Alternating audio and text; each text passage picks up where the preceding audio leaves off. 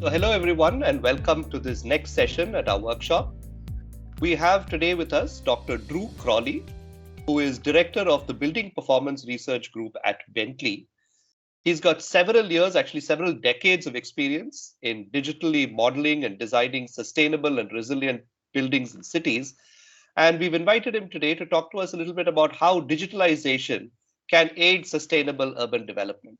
So Dr. Drew, thank you very much for taking the time and welcome to this workshop. I'll hand it over to you now. Okay.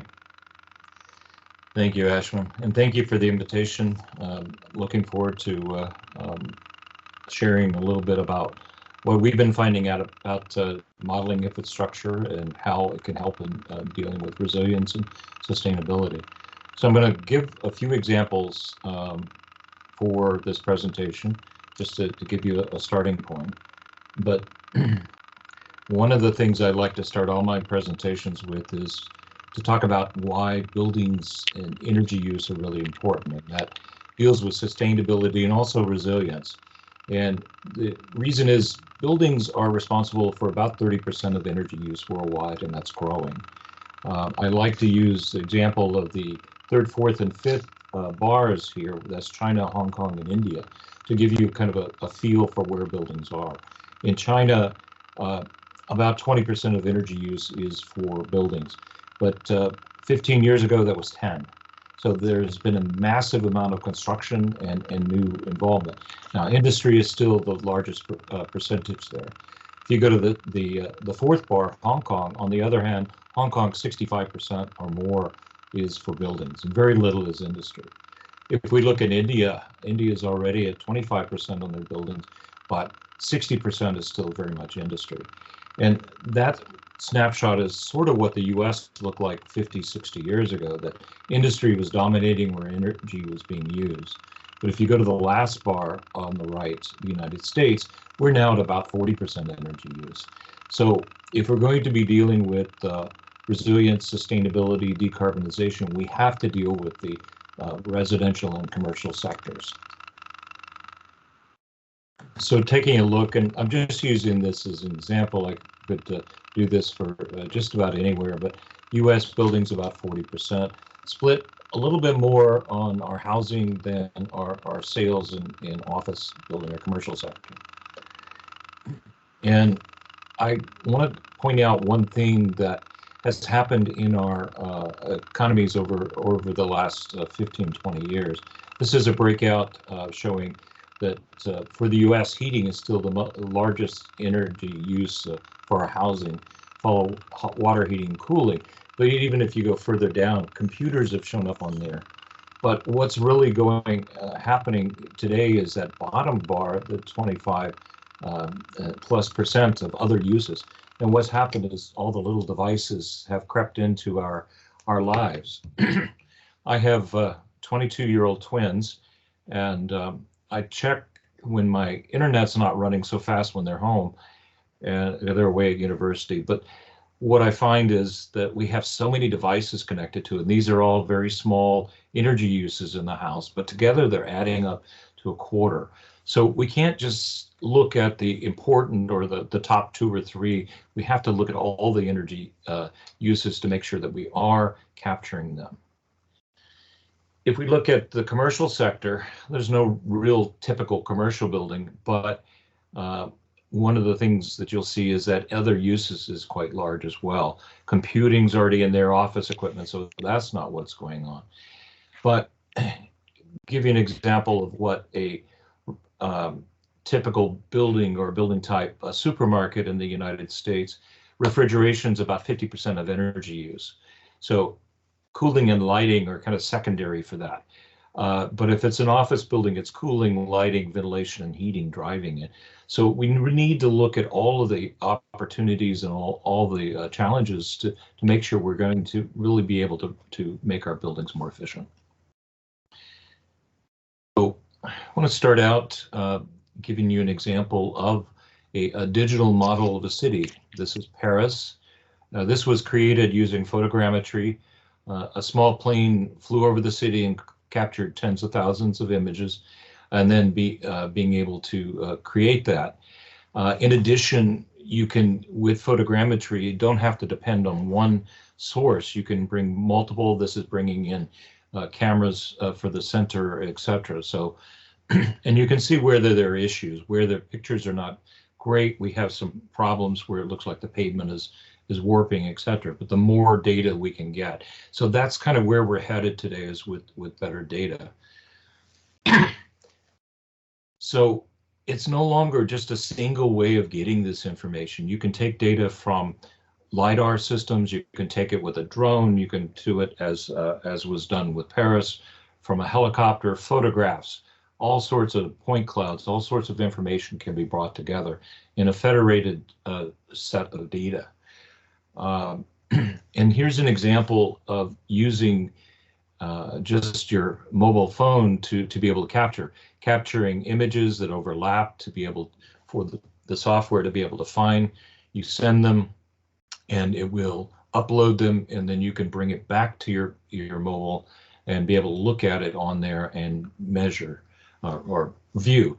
The thing you're seeing here is accurate enough that you could take a measurement off the model, because it is a true 3D model now, so that you could see exactly. And if we zoomed in some of those areas, you would see, you could read numbers and lettering off that as well. So in trying to use this tool, one of the things we've been looking at is modeling cities. Can we look at their environmental impact and begin to use that? And we had an opportunity. This is a mesh model, a photogrammatic model of the city of Philadelphia. The Pope was coming to Philadelphia, and they needed a model to be able to look at, for security purposes, where to place security barriers, but also just to make sure that security could be managed for the Pope, because he was going to be driving along this route up to the art museum there at the top of the stairs there at the end. So the nice thing is, because it is a 3D model, you can bring it into BIM, you can add that sort of detail. It's not just a standalone static model, and it can be dealt with in lots of different models. But the reason I found this interesting is that the US and many cities, more than 25 cities now, are requiring that buildings over about 5,000 square meters are providing the data. The private building owners are providing the data about how their buildings use energy, sometimes water, and other elements as well. So if you look kind of center on the right, you'll see Philadelphia. So there's that opportunity.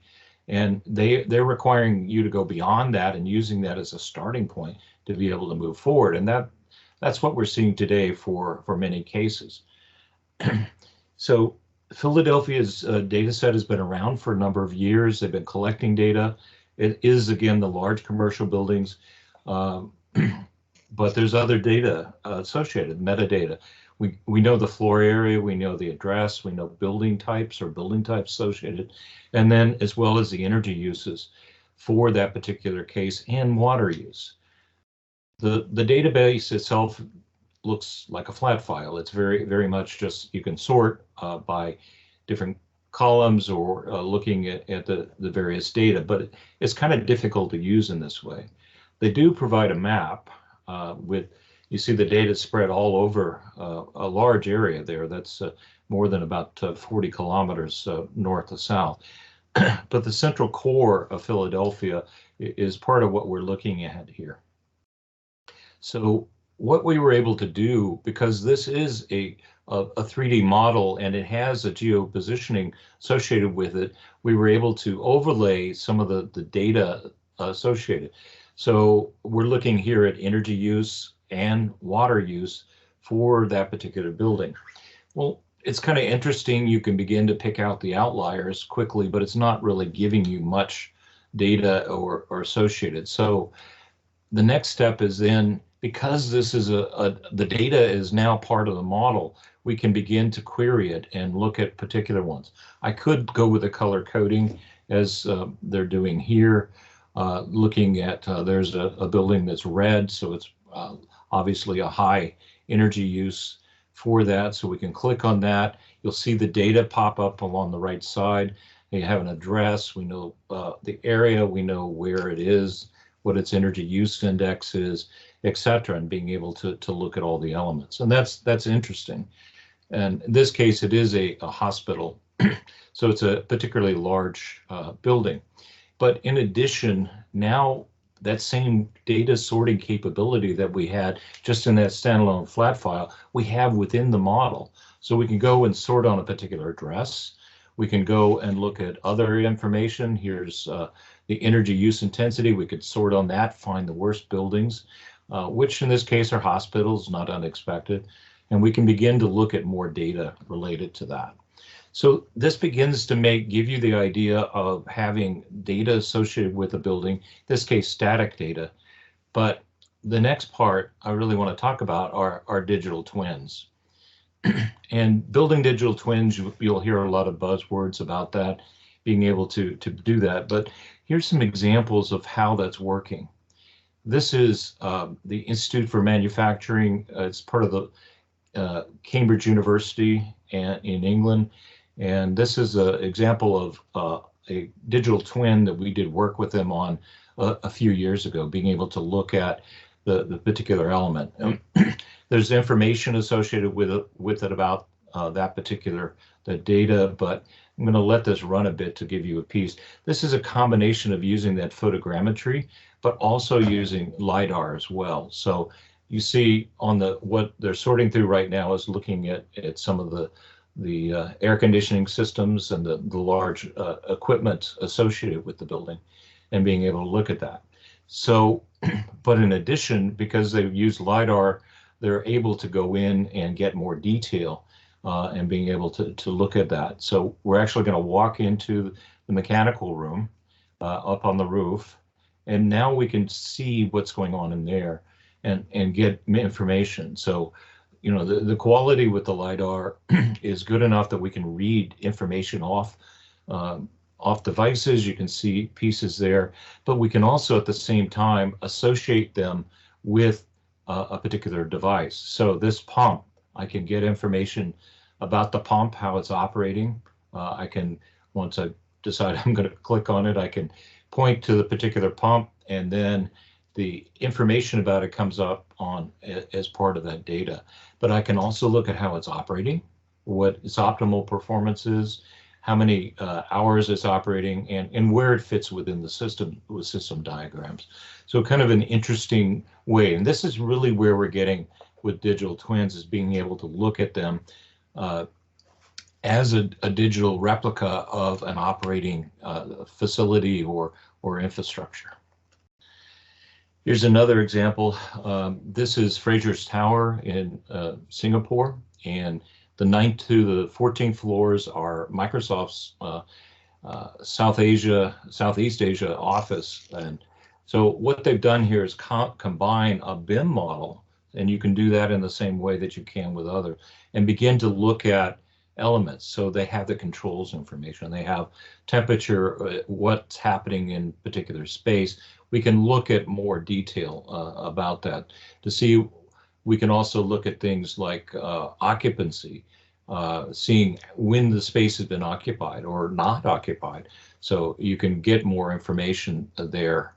So you can see that this was intermittently operated for various times, only occupied about 8%. So that's not very, you know, begin to give you information about the building and its operations, not specific to people, but it is kind of a way to begin to control that.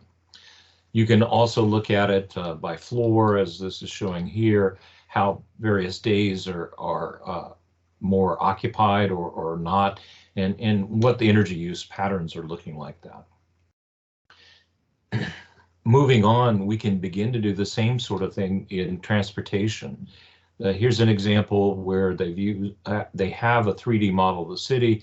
They're beginning to look at a new roadway going in and how that would fit into the existing infrastructure, the buildings around, how that's going to work. And we can even take it one step further and do modeling of transportation and how that would work within the city.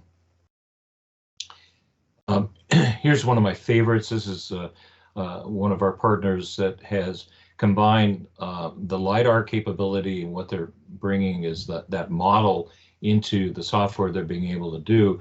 They're trying to feed information to the road grinders and the pavers to be able to get more information. So the engineer, the road engineer, can go in and say, well, that's going to create a bump from the LiDAR, but I can bring that down and straighten that out. And then that information can be fed directly to the pavers, to the machines themselves, so that we get very accurate, much more smooth roadways in general. So that's a good example. Another example, this is a city in China where they've created a 3D model. You can begin to look at it, but at the same time, because there's information associated with it, we can begin to use things like machine learning and deep learning to look at infrastructure and seeing if there are any defects. And you're seeing a list of pictures here that show a particular defect. So you can bring that up and look at a particular element of that and see what's possible. Doing that remotely without having to get into the sending somebody to the field, an expert to the field. You can send somebody who is expert in collecting the information rather than the engineer. Similarly, water and stormwater infrastructure, we're seeing a lot more in that area. This is using a handheld device walking through the sewers of Paris, which are in some cases hundreds of years old, so they don't really know what's in there. But now they can collect a 3D model simply by walking through the space and being able to catch that. There's other things. Here's being able to document a repair that was made at a particular piping setup. As the ground is still open, we can take those few dozen pictures and create a 3D model of it. This is another way. This is using augmented reality to show on the surface exactly where the piping and the other things are available. So lots of different areas. I'm not going to show the fourth one there. And this is one of my colleagues in Quebec in Canada, and she's wearing a virtual reality headset and being able to see from that where the piping is leading into the house, where even the symbols for the various areas. So rather than having to dig it up to find where it was, she can go and mark on the ground where that is and make it much quicker to be able to get access to it. So that augmented reality is kind of a powerful tool as well. Another way, because these models are highly accurate, this is Lisbon, Portugal, we know the volume of the area, we know what height the ground is and other things. We can simulate what a flood looks like in the city and seeing where the points where we're going to have issues. And you can take it and simulate in various years, but some of the central core, the sewer system, the stormwater system is just not sufficient to be able to take that water out of the city effectively. Now we can start to look and see where the issues are going to become and try to deal with them before they become a problem. Same sort of issue. Here's Paris again, using the similar model. In this case, simulating the River Seine flooding near Notre Dame. And you can see the issue there on the far bank, flooding up into the city. And so this could be used to say, well, if we raise the embankment just a few, maybe 50 centimeters or a meter, we could probably take care of that flooding problem and not allow that to cause problems in the city. So we can begin to use it as a tool to really look at the resilience of that particular case and how they're moving forward. Another interesting piece, photogrammetry is not limited to just using photographs.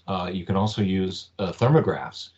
And this is from a project Professor Raka at Georgia Tech University. He had done some work, and this is what the photogrammetry kind of looks like in processing, but he's using drones that are doing a thermography. And so he's being able to capture the thermal images of that in a 3D model to be able to show what's going on with the various cases. So there's that same image, but now we can begin to see the various elements. He's carrying on research now because the model is so accurate. They can automatically, with the deep learning machine language, auto-identify the elements there. So we can know what's a window and even the size and maybe some of the characteristics of the window. This model is from a few years ago. The new work is pretty amazing what he's been able to do. But this is an opportunity with non-invasive ways of looking at, do I need to re-insulate a wall? Do I need to replace windows? What are the opportunities for the various locations? Other interesting things that have been happening in the building simulation areas, agent-based simulation. This is where instead of just counting approximate number of people, we're simulating people movement, where they're restricted in various areas. Transportation systems are a great use for this, as you can see some of that there. But one of my favorite parts is being able to see, in 3D, how people interact and culturally how they might work in a various place. So here's that same capability within a BIM modeling tool, so that we can design it. In this case, this subway station has a limited number of turnstiles, and we found some choke points. We can go into the BIM model, add that turnstile, go back and resimulate the agent part, and be able to look at, have I solved the problem before we get to the area? So it's a powerful tool to also help with people movement, but also safety and security. Other interesting ones, this is measuring the traffic in the United States based on cell signals, so that as we're getting people movement there, we can collect that information, or that information getting collected, and you can see over the day. So we're starting here in the morning about 5 a.m., 7, 8, 9 a.m. on the East Coast, and then as the center of the US wakes up, and then on into the evening when the East Coast, the traffic is dying down, and then it continues on to the West Coast. So you can begin to see areas of interest like that.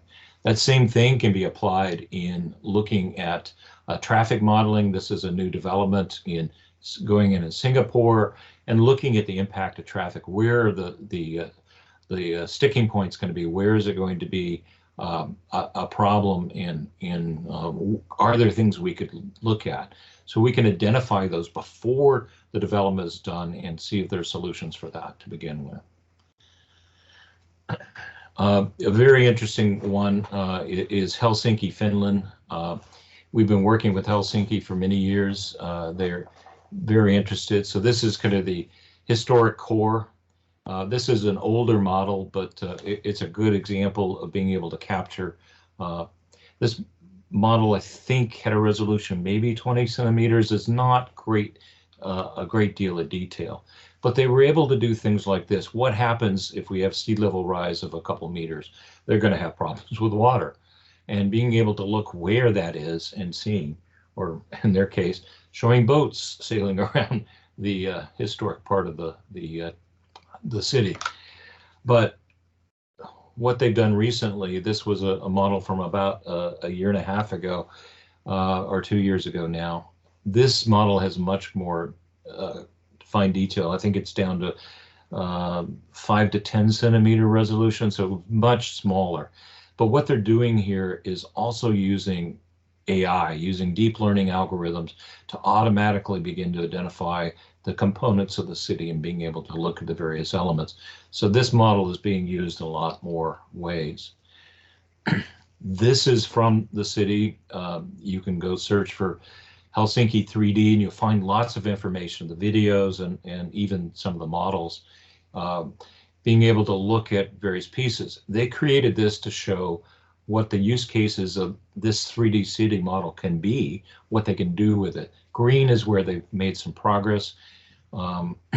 planning, design, analysis, some virtual reality, but the use cases down the left are kind of the key. So we can use it for everything from a carbon neutral city, smart city, communications, city events, tourism, marketing, all sorts of pieces here. But you see the red is all things that they think they still need to work on. So this is a work in progress, but they see the huge potential of having a city there. They recently did there's an industrial area near the downtown, the historic core, that they're redesigning, and they actually put that in gaming software so people could propose changes, so that getting information and getting unique ideas for redevelopment there. So another one, this is Omnibot. This is a sample they did. It's only about, I think, 2 square kilometers near the river, and being able to capture that. They've used the same photogrammetry technique, but they're using a combination of that to identify the shapes of buildings and being able to look at more information and combining that with various pieces. So they have done the mapping. Here's the maps of residential, industrial, institutional areas, being able to look at what in a mixed area, how those relate, and then begin to apply the same sorts of things we did in Philadelphia, looking at where water consumption is high, being able to see if that's because just the number of people, or is it an odd area.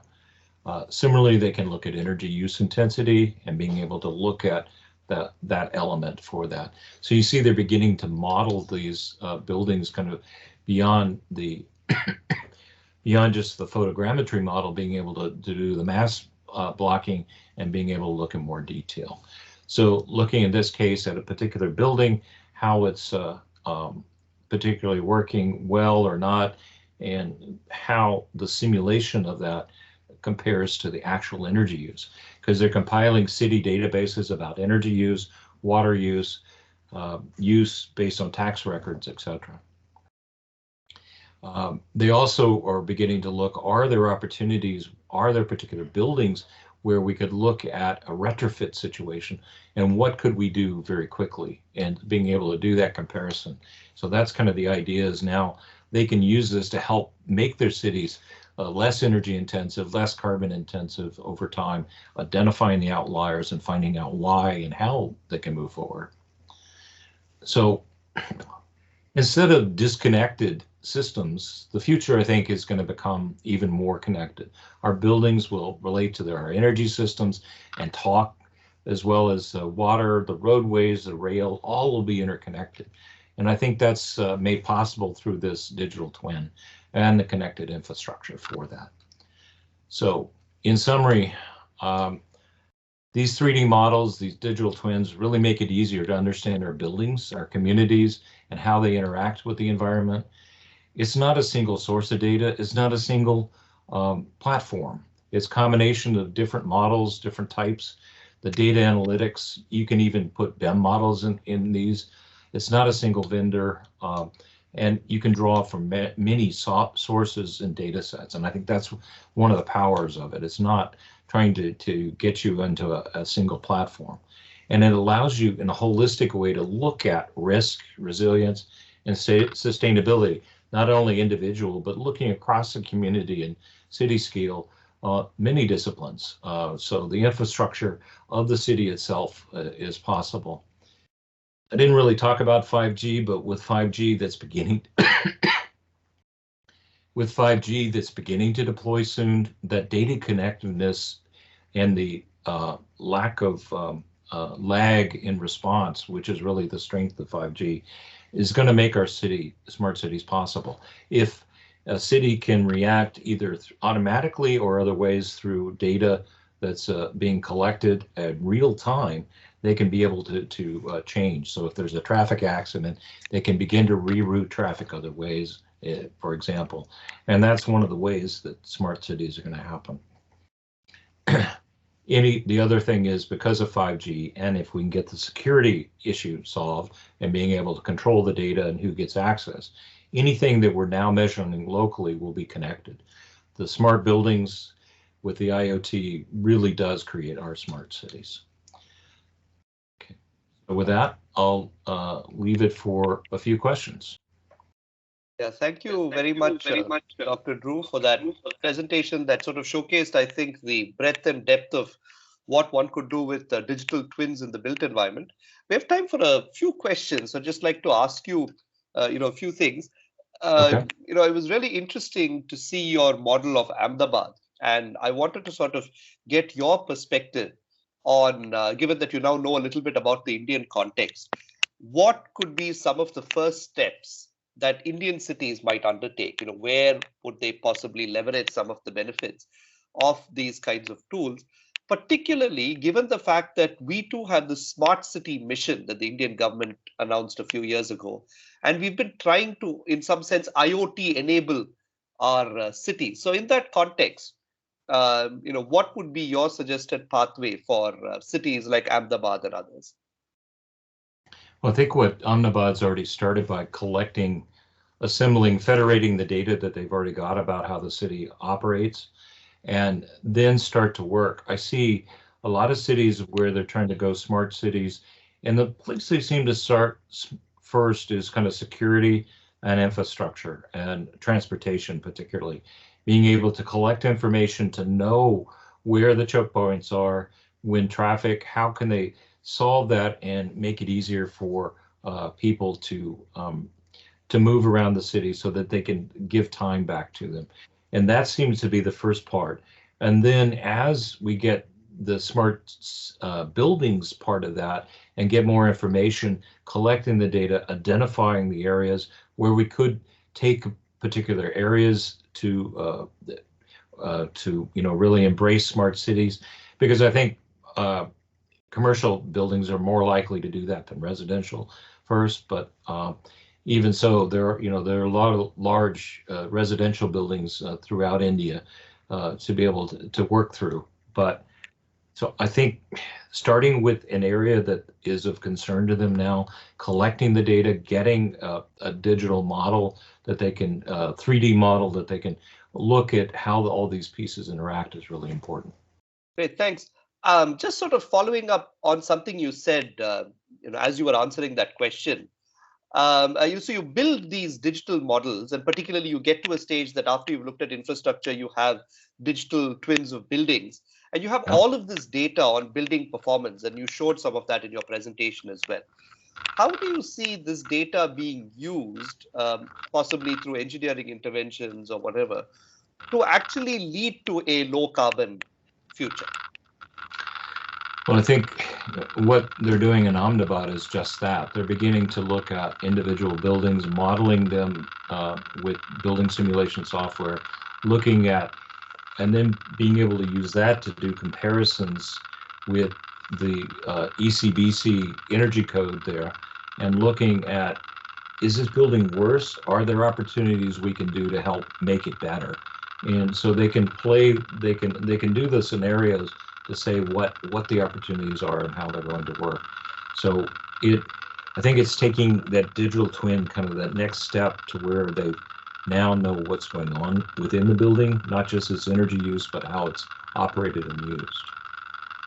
Right. And how critical do you see, we talk a lot about new buildings, and, we have these new buildings, we want to design them as green buildings, we try to follow all of these standards, but we already have quite a large amount of built stock in some sense. And I think your initial charts pointed out that many of them are already operating inefficiently, guzzling a lot of energy. And so it seems that retrofits is probably going to be as critical to leading to a green future as it is in terms of thinking about new buildings. So could you comment a little bit on that, on sort of the importance of retrofitting, again, just given the way we've been having this discussion? Sure. I think it's actually feasible to do many buildings with zero energy, maybe pushing to zero carbon at some point. I'm not sure that we're entirely there yet. But for the existing building stock, that's probably 80% of the issues. We've got to figure out technologies and ways to move forward. I have a great example of a building that was retrofit just recently, ASHRAE's new global headquarters. was a 1970s office building, and they redesigned it with a budget to be operating at zero energy today. And it's the case of doing the engineering to really redo the building to understand where the opportunities were. They wound up putting much better windows in, re-insulating walls, redoing lighting systems. They, of course, put photovoltaics to offset what was remaining. But it is possible. They're showing that, you know, in what's effectively a 50-year-old building, you can go in and do that. I've also seen examples like in New York City, the Empire State Building. You know, it's iconic. You're not going to change the look of the Empire State Building, and it's occupied. You don't want to go in and make a lot of changes. But they were able to, with a systematic system, to take what were pretty leaky windows, take them out and replace them with the same window, but that's been replaced with a double glaze system, and also to add insulation in various areas and add ventilation. And they're cutting energy use from the past by 40 to 50% in a particularly, you know, it's an old building, it's almost 90 years old. So to be able to do that is possible today. But I think we're going to have to spend a lot more emphasis on getting to that and allowing that engineering to happen, particularly at changeover or other opportunities in building sector where we have equipment replacement, we have a new owner, we have people moving out of space. That's the time really to take to be able to move in there and see. And there are going to be historical buildings. We're never going to get to zero carbon and really pushing that, but we can take them much further than they are today. Thank you. I have one final question. It's very clear from both the presentation and the discussion that these kinds of digital models and digital twins of both infrastructure and buildings help us sort of visualize the data pertaining to these buildings in a much better way, which then can lead to more efficient engineering interventions that ultimately will reduce carbon footprint and increase sustainability and resilience. But how do you see the adoption of these technologies among industry going forward? How quickly do you see these becoming mainstream? What are your thoughts on that?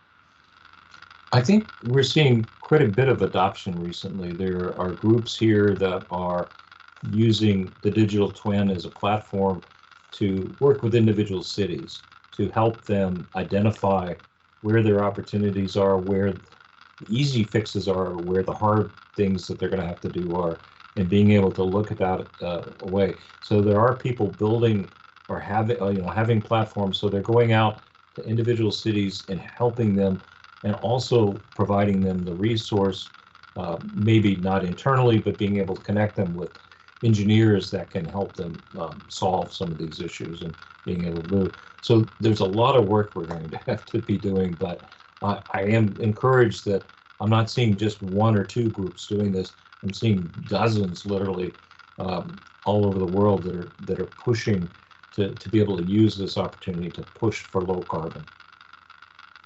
Great. That's that's nice to hear. And I think on that optimistic note, unfortunately, I think we'll have to bring this session to a close. I'm sure we could have had a longer discussion. There are lots of things to discuss. But thank you so very much for taking the time off your busy schedule to both present to us as well as engage in this discussion on digitalization, resilience, and sustainability. Really appreciate you taking the time, and thank you so much for a very, very informative session. Thank you so much, Ashwin, for inviting me. Thank you.